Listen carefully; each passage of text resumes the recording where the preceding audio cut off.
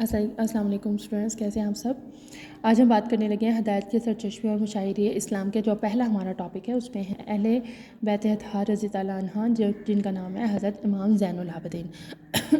حضرت امام زین العابدین جو ہیں حضرت امام علی کے جو بیٹے ہیں حضرت حسین، آگے سے ان کے بیٹے ہیں حضرت زین العابدین. ٹھیک ہے، ان کے بارے میں مشہور ہے کہ جی یہ ان کا نام علی اور ان کی کنیت ابو الحسن اور لقب زین العابدین، یعنی عبادت گزاروں کی زینت اور سید الساجدین، کثرت سے سجدہ کرنے والا مشہور ہے.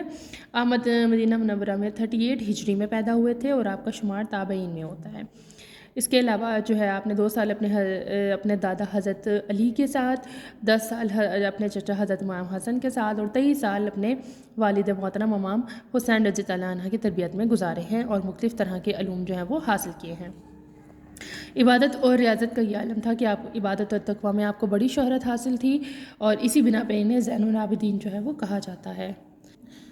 ٹھیک ہے، عبادت کے طور پر یہ بہت زیادہ جو ہے اللہ تعالیٰ کے بہت قریبی اور اللہ تعالیٰ کی عظمت اور رفتہ کا بہت زیادہ خیال رکھنے والے شخص تھے.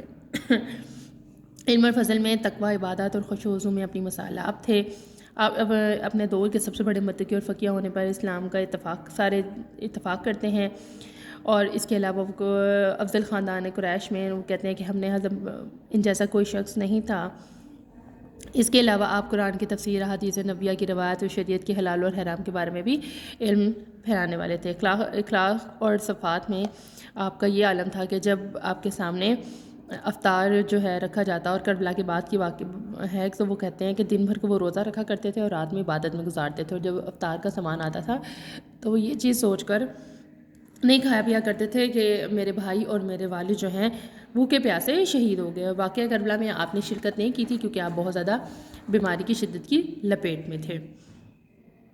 اس کے علاوہ ان کی کچھ تصانیف ہیں جس میں سب سے زیادہ رسالۃ الحقوق ہیں، جس میں اللہ تعالیٰ کے حقوق کے علاوہ انسان کے اپنے اوپر حقوق، کان، ناک، آنکھ اور زبان کے حقوق بیان کیے گئے ہیں، اور کتاب میں غیر مسلموں کے حقوق بھی واضح کیے گئے ہیں. اقوال زرعی ہیں آپ کے کہ ہر مسافر کا حق ہے کہ مقیم لوگ اس جگہ اور سکونت اختیار بنائیں. اجنبی وہ نہیں ہے جو شام اور یمن کا نہیں ہے، بلکہ اجنبی وہ ہے جس کے لیے قبر اور کفن جو ہے وہ اجنبی ہو. اس کے علاوہ آپ کی وفات جو ہے وہ 25 محرم 95 ہجری میں آپ نے 57 برس کی عمر میں مدینہ منورہ میں وفات پائی اور اپنے چچا سیدنا حسن بن علی کے پہلو میں جنت البقیع میں آپ دفن ہیں. اب MCQs پہ آ جاتے ہیں. زین العابدین کا مطلب ہے عبادت گزاروں کی زینت. اگلا ہے واقعہ کربلا کے وقت حضرت سیدنا زین العابدین کی عمر کیا تھی؟ وہ 23 سال تھی.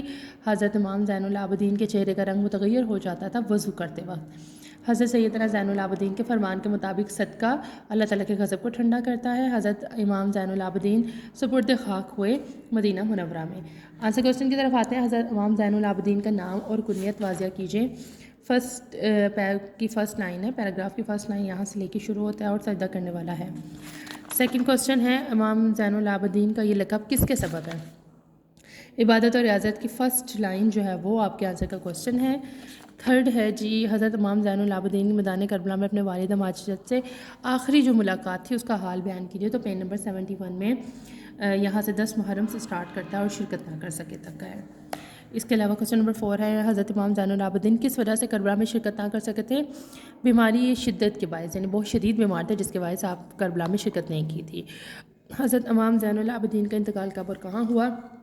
تو یہ وفات کا پورا کالم آ جاتا ہے کہ کہاں ان کی وفات ہوئی اور کہاں یہ مدفون ہے. اب کائنڈلی اپنے جو اس کی شارٹ آنسر کوسچنز اچھے طریقے سے یاد کیجیے اور اپنے کاپی کے اوپر ایک چھوٹا سا ٹیسٹ خود سے بنائیے اور کرنے کے بعد ٹیسٹ سالو کرنے کے بعد اس کی پکچر لیجیے اور اپلوڈ کر دیجیے گا. بہت شکریہ. اللہ حافظ.